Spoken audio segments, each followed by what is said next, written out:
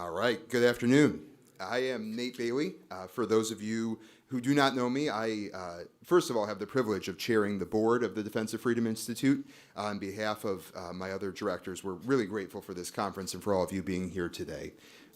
In the rest of my life, I had the distinct pleasure of serving as Betsy DeVos's Chief of Staff while she was Secretary of Education. And I continue now in a role that I can only best describe as being her Chief of No Staff.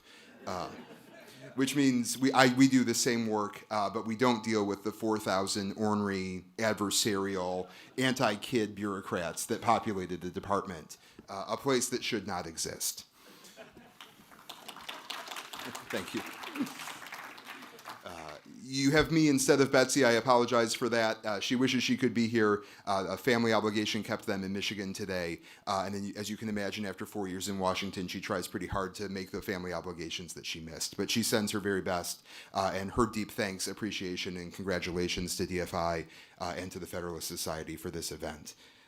And with that, it brings me to think about how we close this out. We've learned a lot today in these great sessions, but I hope you all have saved some brain space and some energy, because I think you're about to learn a whole heck of a lot more from truly one of the brightest minds and one of the best people, not only in education, but in public service in this country.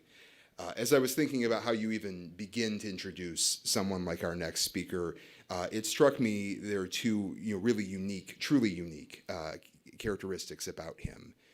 Find me somebody else in Washington who has actually cut spending in this town in a meaningful way.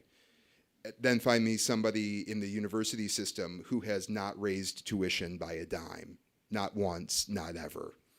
And then find me somebody who's done both of those things repeatedly. It's a list of one. It's a unicorn. And that man is Governor Mitch Daniels. Yes, rightly so. It's one of the many reasons, despite not being a Hoosier, I too think of him as my man Mitch. Because what more could you ask for than that? I won't spend time on his resume or his biography. You know it, and we'd be here all day just reading the thing. Reagan White House, Eli Lilly, the Bush 43 White House, two-term governor of Indiana, now president of Purdue. It's a pretty boring and uninteresting, unimpactful career, Governor. I wish you could have done a little bit more. You still got some years left, so hopefully you will. I'll only highlight two things of particular interest to us. As governor, we have Mitch Daniels to thank for passing one of the most sweeping and important education reforms, the nation's first statewide school choice voucher program in Indiana. He got that done in 2011. And as the president of Purdue, now that obviously I mentioned holding the line on tuition, which is just remarkable, but it has also been one of the very few voices for higher education in this country actually being accountable to the people that it's designed to serve, the students. And so I suspect he'll have a whole heck of a lot more to share about that with us. So I will stop there and hope you will join me in welcoming the two-time governor of Indiana and president of Purdue University, Governor Mitch Daniels.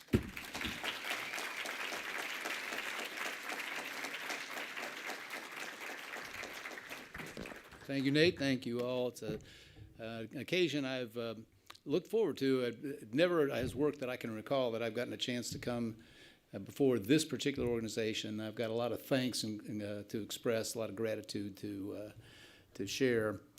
So I'm glad that the opportunity finally arrived, and has been made most welcome already. Bob Eitel came up right away and greeted me and said hi. I said, "Oh, well, good of you to remember. It's been a long time." He said, "Well, tell the truth, I'm not that good at faces, but I never forget a suit." So thanks for your hospitality. It's true. For the first time since my misspent youth, I don't have a everyday 24/7 go to the same place every morning kind of a job. I got a lot going on, but nothing quite like that, so I guess they call that retirement. Looking ahead to it, I met somebody, a CEO of a company you'd all know, who had just stepped out, so of course I asked him, "What's that like?" He said, at noontime of the second day, my wife looked at me and said, "What are you doing today?" And he said, "Nothing." And she said, "But that's what you did all day yesterday." He said, "I wasn't finished." A note to any of you considering making this transition: don't tell your wife that story, which I did. I don't know how many speakers you've had today. I assure you, I am the least qualified among them. It's true that I staggered my way through night law school, working full-time while I did. When asked over all the years about my legal career, my answer has been, yes, I malpracticed law part-time for a few years. And there's a story in that I won't tell you, but what it means is that I am in awe of this organization, what it has achieved, what it is achieving in this year particularly, with the fruits of its work, and as I say, therefore grateful to be here and express that admiration. During what I usually refer to as serving my first sentence in the federal government, I think probably the assignment I valued the most and took the most seriously were meetings that happened, probably once a month. Usually we would sit in the Roosevelt room of the Reagan White House. And Attorney General Meese and General Counsel, President's Counsel, Fred Fielding, and I would review the names of candidates for the federal judiciary and try to come to agreement on which ones to recommend to the president. And I remember at the time some really attractive and impressive names coming through, and I said, boy, these are great. And our office had checked them out from our standpoint, and they were sound philosophically and in terms of their general outlook. And where are we getting these people? And they said, well, there's this outfit called the Federalist Society, which was then in, I suppose it's maybe your third, fourth, fifth year. Aren't you about early 80s, 82, Bob, something like that? And that was my first acquaintance. And I said, well, whoever these people are, bless them. Tell them to keep it coming. Just a couple reflections. I'll try to get us to the Q&A as quickly as possible. Then I'll know I'm talking about something of relevance to you. But, a non-lawyer, I'll say another like me, George Will is somebody, he's one of those people, I always appreciate the people who can change your mind about things. So he's changed my mind about several things, like Robert E. Lee, or the new baseball rules, of which I'm now a supporter. But he also changed my mind. Many of you will have read, maybe all of you will have read his latest book, The Conservative Sensibility, which is a summation of many, many arguments that you've heard him make before. It's just I said, having finished it, I said, now I know what the term magnum opus means. I said something about that to George, and he said, yes. He said, my staff refers to it as the New Testament. But there are many, many things to learn and reflect on in that book, but he really challenged, I have to confess, the way I had thought about the judiciary, judicial temperament, and so-called judicial activism. He makes the case in there, if you haven't seen it, that he says the judiciary is the epicenter of constitutional government. And he says that people who might be self-described conservatives should, he said, re-examine their celebration of judicial modesty. And he's calling for what he calls engagement, not restraint. Arguing that while we don't want judges inventing new law and new rights, we do want them defending them. And if that takes activism, and if that takes re-examination of precedent, then so be it. And that made a lot of sense to me as I looked at the historical examples that he was giving, but it made a lot more after the year 2023. And I hope that people in this room feel the same sense of achievement that I think you should, because so many of what I think are really landmark events of this year judicially clearly are the product of people you found, nurtured, supported, and encouraged to take up their judicial duties. And I'm not really thinking of the cases that got the most attention. When I thought about this meeting, I'm really thinking about those that, for the moment, are the only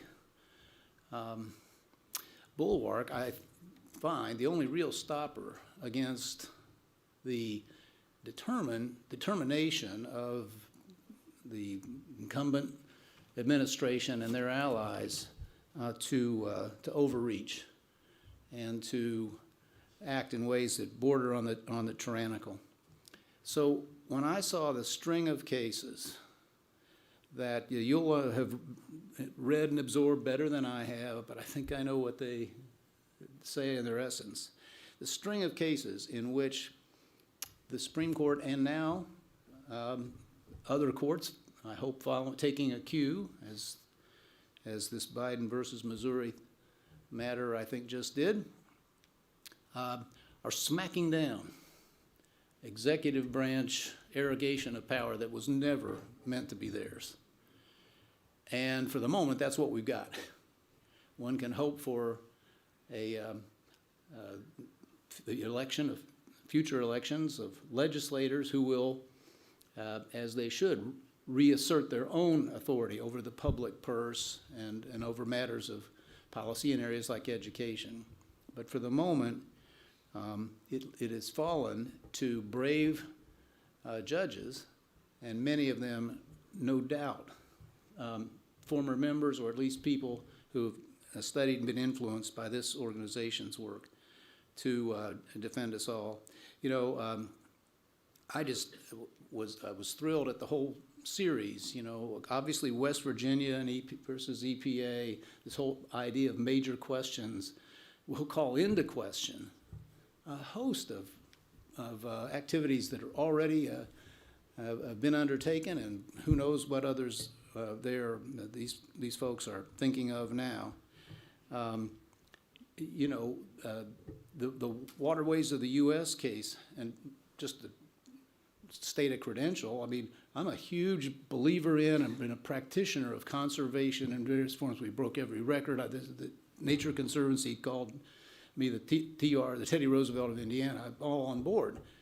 But, you know, the preposterous extent to which the federal government has attempted to extend its authority. I told the people of our state, you know, we believe in protecting our natural beauty, but, you know, these people want to control a puddle in a parking lot. And this is just not, there's no grounds for that, and there's no policy sense in that. And then, of course, the one that,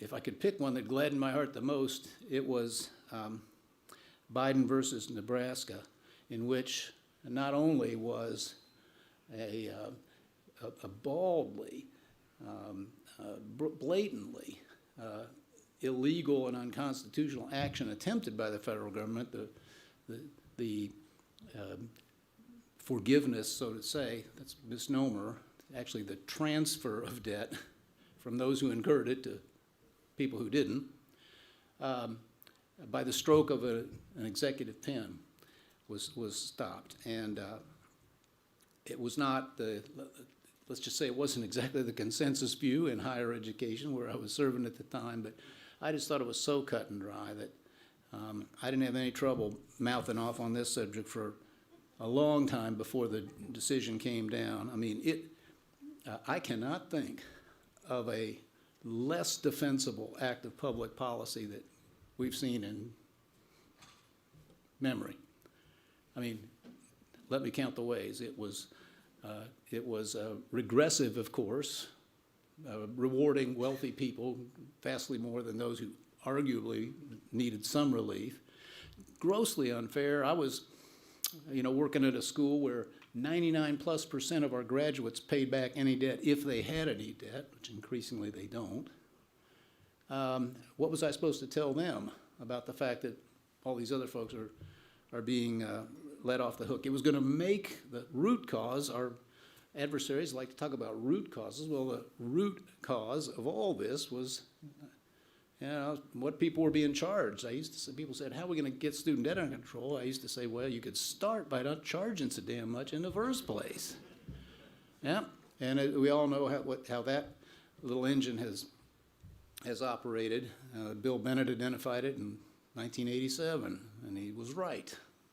For every Federal Reserve study, it's typical of many, says that every time the federal government added another dollar of subsidies, colleges took 67 or so, or 68% of it in higher prices. When Nate talked about the department that shouldn't be there, I was reminded of a cabinet meeting in 1980 something, somewhere in there, 6 or so, where Bill Bennett said, Mr. President, he said, you ran for office arguing that the Department of Education should be abolished, and we haven't been able to get that done. So our goal is to operate the department so that the people who created it want to abolish it. That's still a worthy goal for the next Betsy DeVos. But the whole student debt thing, the moral hazard questions that this would have introduced, the future behavior that it would have encouraged, just the moral lesson it would have taught, that you can undertake an obligation freely and then walk away from it, and somebody else will pick up the tab. And then just the fiscal horror of another several $100 billion piled on top of debts that we can't pay now. And then there was that little matter of it being unconstitutional. So a really important moment, I hope a teaching moment for the country in many, many ways. A majority of Americans already figured out that was a bad idea. Now I hope they have added to their intuitive grasp of that the reasons that it violates a set of laws and a constitutional regime that we weaken or apart from at our peril. So with the encouragement of having watched that string of cases, buckle up. We're going to need those same kind of outcomes again. The left in this country has become increasingly lawless in this way, and they've been getting away with it, so why wouldn't they? I wrote a newspaper column about this a year or two ago. They're quite cheerfully talking about workarounds, and they tried to, as you might recall, mandate the vaccine, the COVID vaccine, under OSHA regulations. Well, you can think vaccines were necessary or in their promotion of necessary policy or not, but there was nothing in the OSHA statute that gave them the opportunity, the right to do that. What they tried to do with at the FTC with regard to vertical integration, discarding a rule that had been legally and fully properly implemented under the APA. What they're hoping to do at the SEC in private equity. Again, you can argue it flat around. Some of these rules might or might not make some sense, but to operate outside the law, as they increasingly have tried to do, is something that a free society like ours just can't tolerate. And in higher ed, back to one of the cases that I said I wasn't really emphasizing, but the Harvard case, obvious landmark, no other conclusion that I think that court or any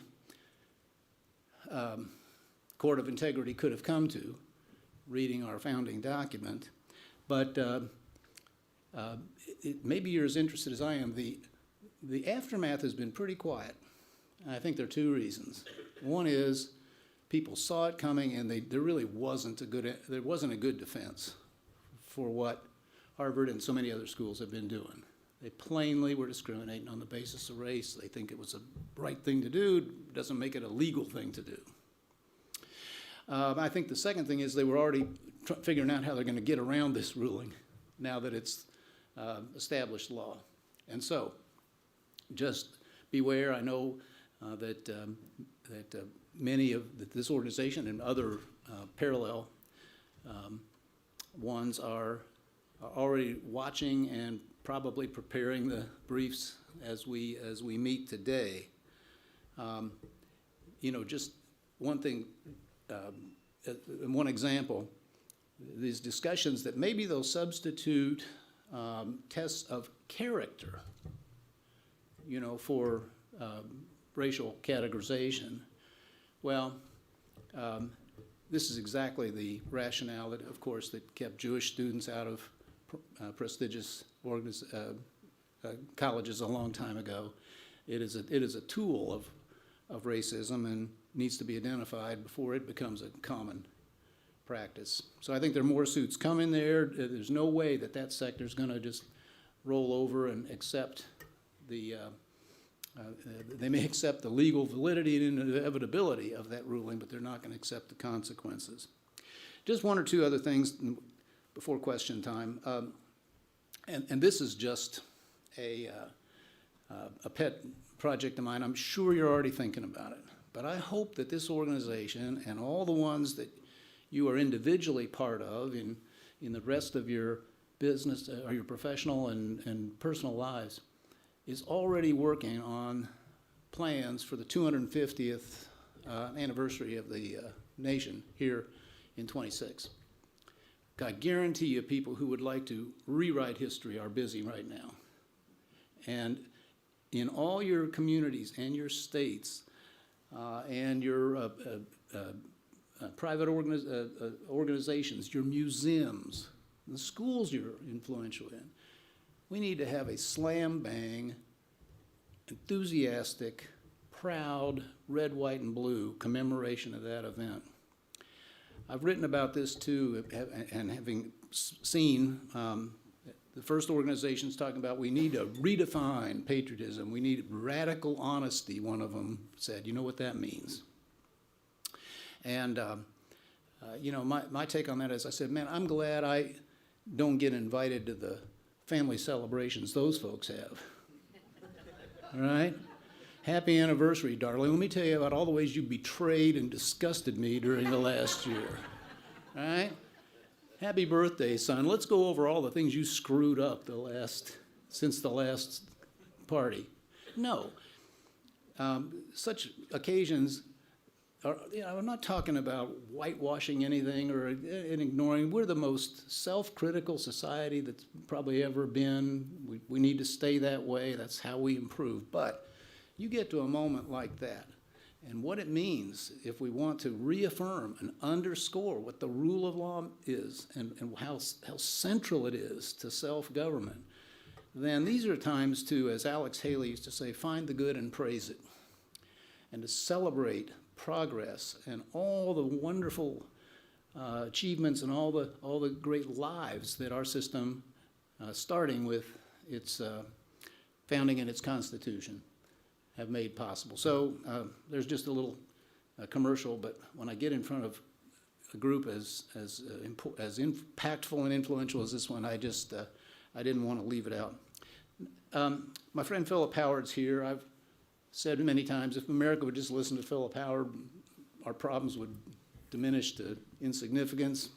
Keep hoping that'll happen. But something he said rang very current to me, because I've just been finishing up what I think is the fourth in a series of books, all of which predict a major societal, economic, political crisis occurring in the country, and they all have about the same time frame in mind. They come at it from different angles. Some see it as a political cycle, some see it as an economic crash, or maybe fiscally driven. That's a preoccupation of mine.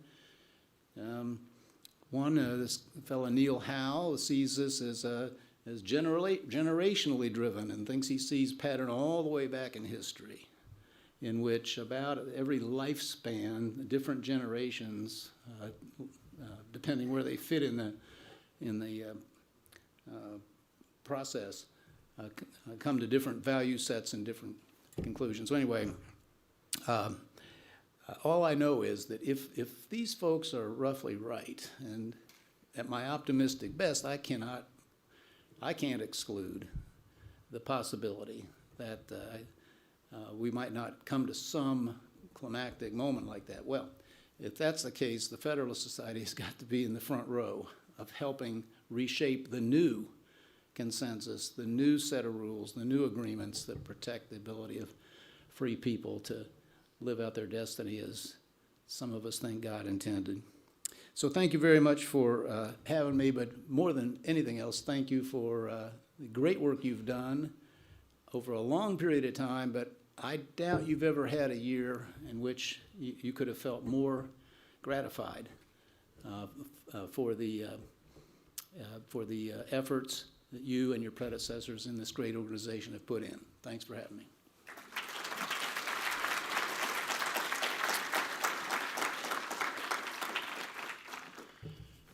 And I was told to expect an interrogation.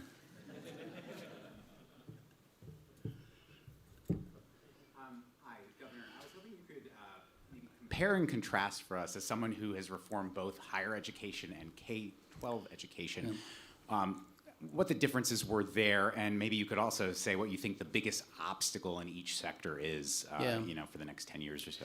Well, first, I wouldn't overstate what's occurred. One thing I'll say about the K-12 system is that the reformers come and go, but that establishment, principally but not exclusively represented by teachers' unions, is permanent and never gives up and never backs up. And so you can never take any progress you think you made for granted. One thing we've learned in our state is that simply passing the best laws possible, or the best laws you can imagine or achieve, doesn't necessarily get you anywhere, because the system will find ways. I was just talking about what amounts to disobedience, civil disobedience in the case of the affirmative action ruling. You get that all over the place in K-12. And if you don't have people who are in a position with the authority and the will to police your laws, then it won't happen. I mean, here's an example. We ran the table on reform. By the time we got done, chart best charter school laws in America, vouchers were mentioned. We reformed collective bargaining and narrowed it and so forth. But if I was going to, the reform I would trade away last, I've sometimes said, was we passed a law against social promotion. You're not supposed to be able to send a child from 3rd grade to 4th grade if they can't read at the 4th grade level. It's the cruelest thing, arguably, you can do to a kid, because if they can't read by 4th grade, the slogan is learn to read, then read to learn. And to shuffle them along, as the system has, is worse than misguided. I think it's cruel. So we passed that law, but I find it evaded over and over and over again. We passed laws to encourage graduation, make it harder to drop out of school.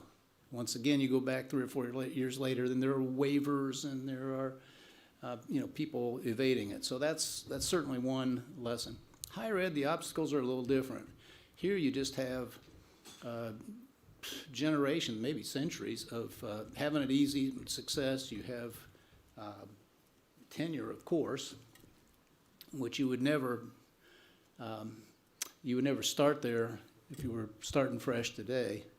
Here's a little, if you want to, some of you may be trustees, but if you want to jar a trustee, ask them, what's the net present value? What's the present value of the tenure decision when you make it at your university, right? You've just committed to years and years at a salary that's reasonably predictable and other costs. What did you just, when you rubber stamped that, what'd you do? And the answer is about $10 million a copy.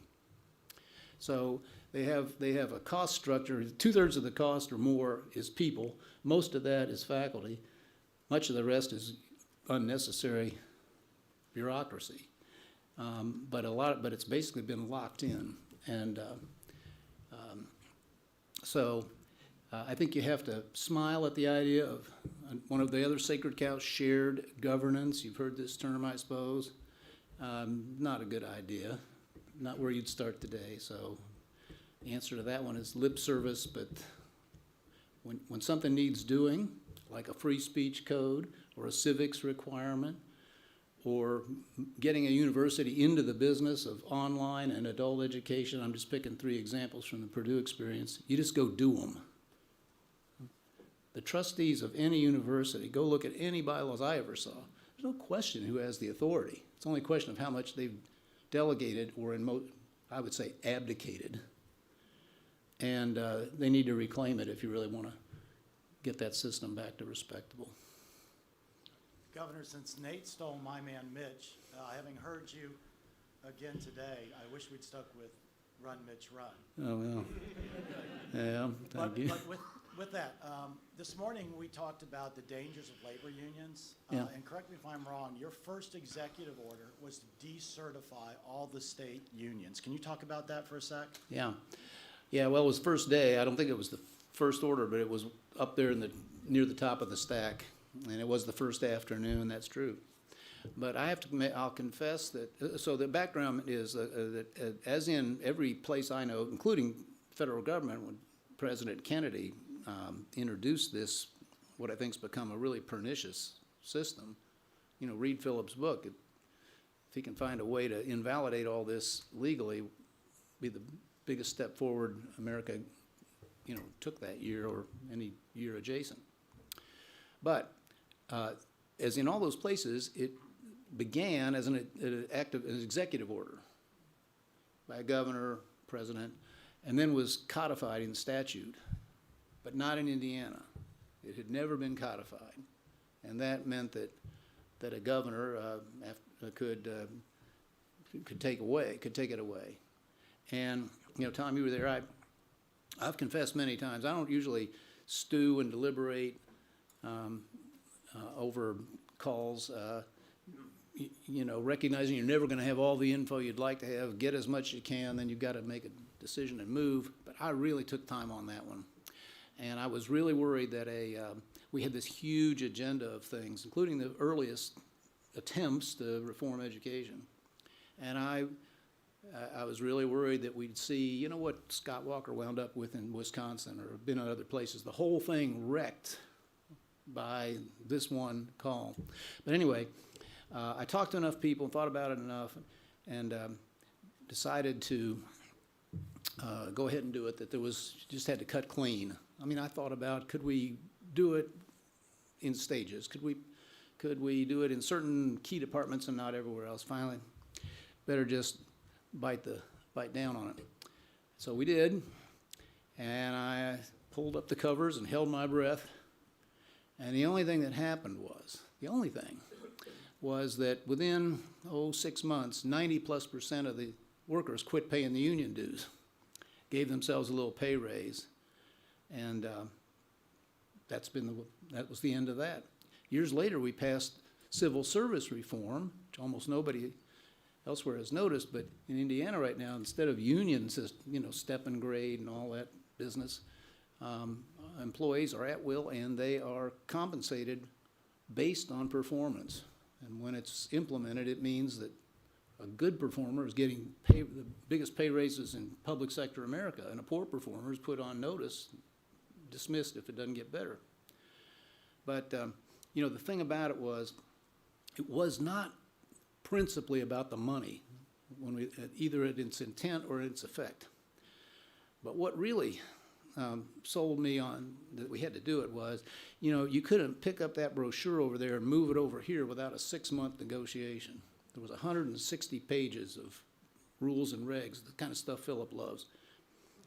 And, you know, we had big plans. We're going to fix everything in this busted, broken system, from the Bureau of Motor Vehicles right on down to the, you know, smallest little agency, and we couldn't do that.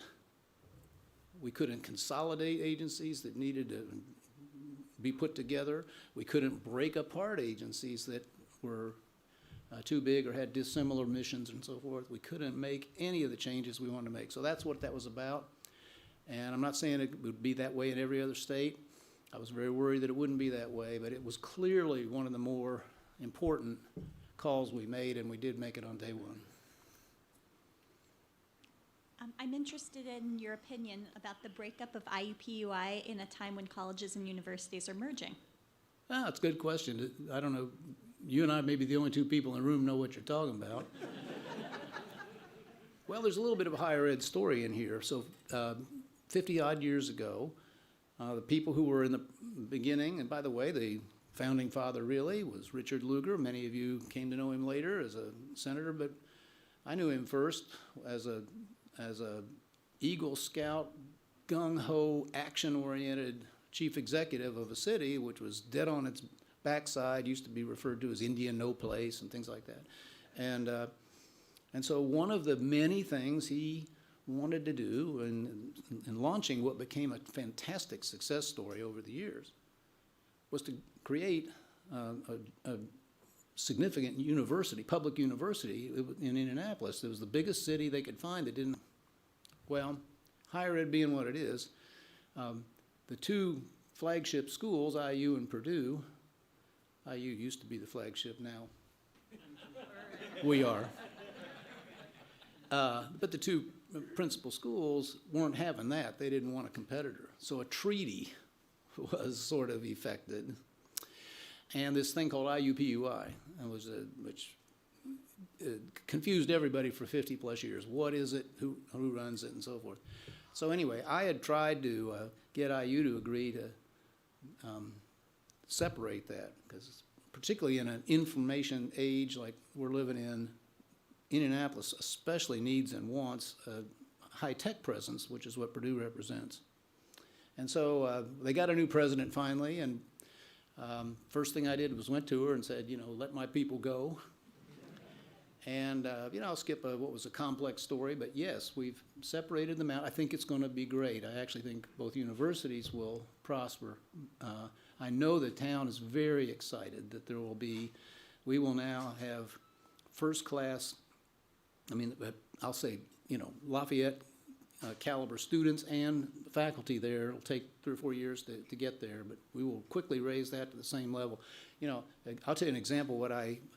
We'll have to see where it goes, but one thing I really hope will happen is that a lot of students will opt for, let's say sort of a 3+1 experience where they can spend the first years at the main campus, but then we will have a bountiful number of internships and job offers waiting for them, especially in the STEM disciplines. There's a huge appetite for that in the central Indiana economy. So higher ed has kind of learned that the most effective thing in many cases for a young person is to have a job experience in the area of their study simultaneously. And we ought to be able to do that for hundreds and hundreds of engineers and computer scientists and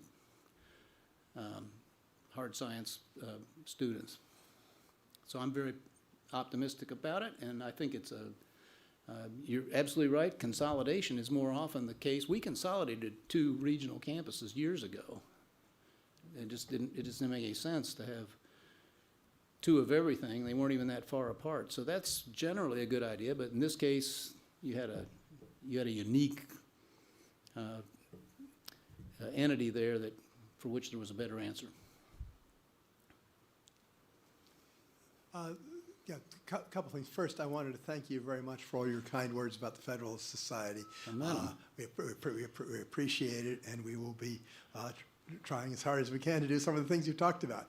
I don't mean everything I say, but I meant that.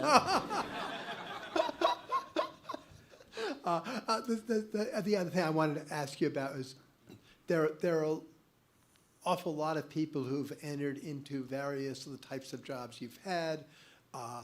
Some of whom, honestly, for a couple of us, think would maybe even happier with what they said philosophically they wanted to do.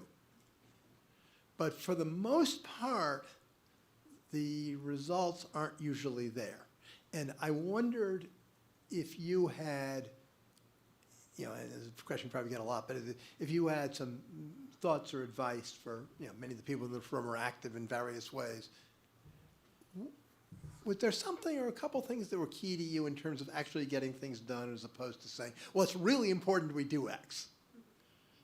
So if you're asking on behalf of people who might change careers or move to something different, is Or that? are in careers that are somewhat relevant to this, but maybe not getting or having the impact Yeah. they should be having? Well, I'll try to be responsive. I mean, I've been asked many, many times, sort of, having done these disparate things, what lessons or what's the most valuable? I usually start the answer by saying scar tissue. And I'm only partially facetious. You know, I learned over time that you just have, especially, it's more true now than it's ever been. Change always has its enemies. Robert Kennedy taught that. And therefore, if you're going to make some, they're going to be people who either sincerely or out of self-interest or are going to strongly oppose it. And as I've told a lot of our students, people are going to say things that are unfair, that are untrue, that are maybe malicious or even personal. And if you're not prepared for that, then you let somebody else have a go at it. And so that's probably something that, again, more unfortunately than before, people who are considering taking on tough challenges that this organization has been doing for decades, or recruiting people to do, have to be prepared for. You know, I bet you've spent some time talking here and at other meetings. You know that it's really a dangerous thing when people start going after judges personally. We shouldn't do it, and people who disagree shouldn't do it. You know, it's funny, by the way, I bring you my greetings from my friends. I'm helping an organization called the Liberty Fund. Many of you will know them. Every one of you would be a great participant in one of their conferences. You should partake if you get a chance. Well, they have a great little daily newsletter called Law and Liberty, which maybe some of you get. And there was a really interesting piece the other day about de Tocqueville's view of the courts. And you know, way back then, he said, in this country called America, he said, there's scarcely a political question that doesn't eventually become a judicial question. Well, you would have thought I thought we'd only just arrived at that. He saw it coming as he saw so much else. So I hope that we will regain our balance about that. And anything any of us can do to restore respect, civility, and so forth to the judicial profession. Even when they're wrong, we should not, in any case I can conjure, attack their personal motives and all the rest of that. But this is something that certainly people coming through your network have got to think about. It's a sad reality right now. Yeah. Is that the hook? Thank you.